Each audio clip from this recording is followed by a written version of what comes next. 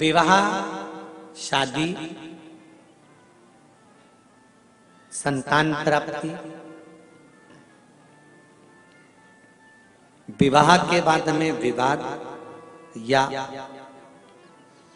किसी नए कार्य के लिए आगे बढ़ रहे हैं और उसमें अड़चन आ रही है, तो एक बार किसी ज्योतिष आचार्य के पास जाकर पूछना, वो बता देगा या तो मंगल या शनि कुछ ना कुछ, कोई ना कोई क्रूर ग्रह तकलीफ दे रहा होगा। ज्योतिष आचार्य के पास जाएंगे, वो कहेगा। जितने भी ग्रह हैं, चाहे राहु हो, केतु हो, मंगल हो, शनि हो, बुध हो, भौम हो, सूर्य हो, ये सारे जो ग्रह हैं ये शंकर भगवान के शिवलिंग के पास में विराजमान है। शिवलिंग के पास में विराजमान। कभी मौका मिल जाए, विवाह शादी में देरी हो रही हो, या कोई नया कार्य चालू कर रहे हो उसमें देरी हो रही हो, या कोई सर्विस के लिए, नौकरी के लिए जा रहे हो और वो कार्य नहीं हो रहा हो, तो एक धतूरा, केवल एक धतूरा, उस धतूरे को फोड़कर उसके अंदर का फल निकालकर उस फल को शिवलिंग पर चढ़ाकर एक लोटा जल शंकर भगवान को समर्पित कर आइए। दिन होना चाहिए मंगलवार। कौन सा दिन होना चाहिए? जम के बोलो जरा, मंगलवार। समर्पित करो। उसके बाद में आप विवाह के लिए अगर समर्पित करें हैं तो विवाह में देरी नहीं होगी। व्यवसाय और व्यापार के लिए या नौकरी के लिए समर्पित करें हैं तो उसमें देरी नहीं होगी। एक पत्र में आया है, सुन लीजिए, बड़ा सुंदर संवाद है।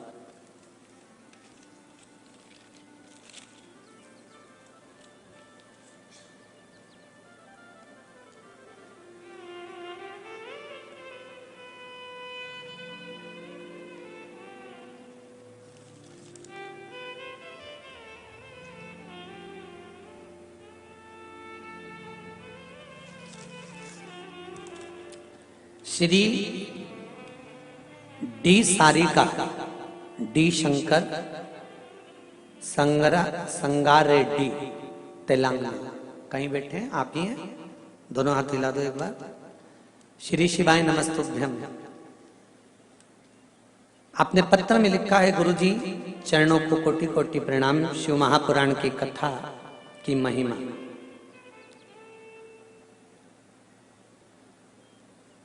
क्या क्या बताऊं?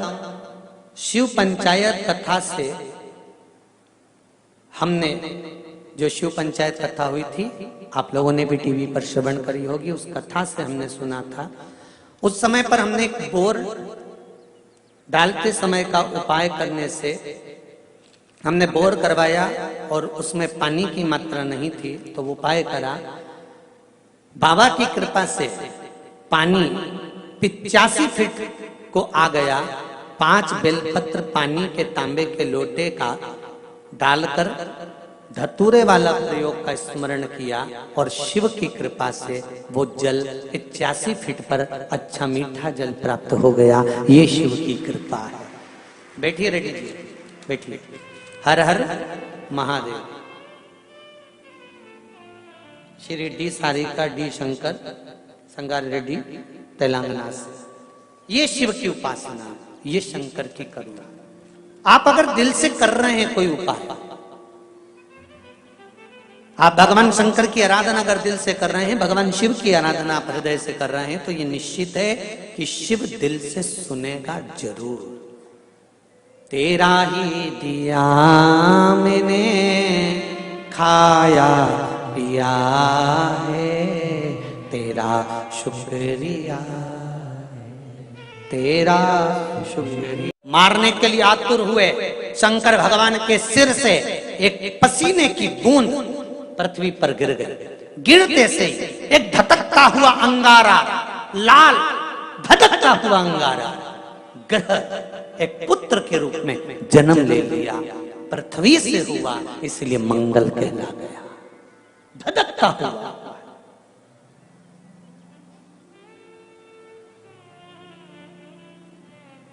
पर अंधकासुर अभी नहीं मरा है, अंधकासुर की मृत्यु अभी नहीं हुई है।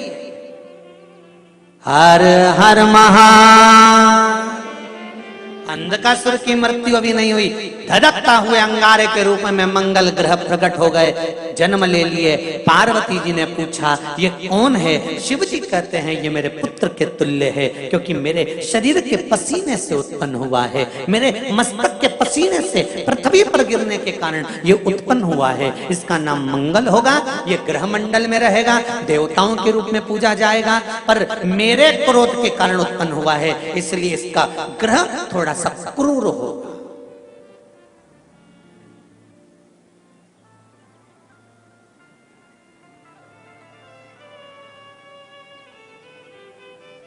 एक बात बहुत ध्यान से सुनिएगा।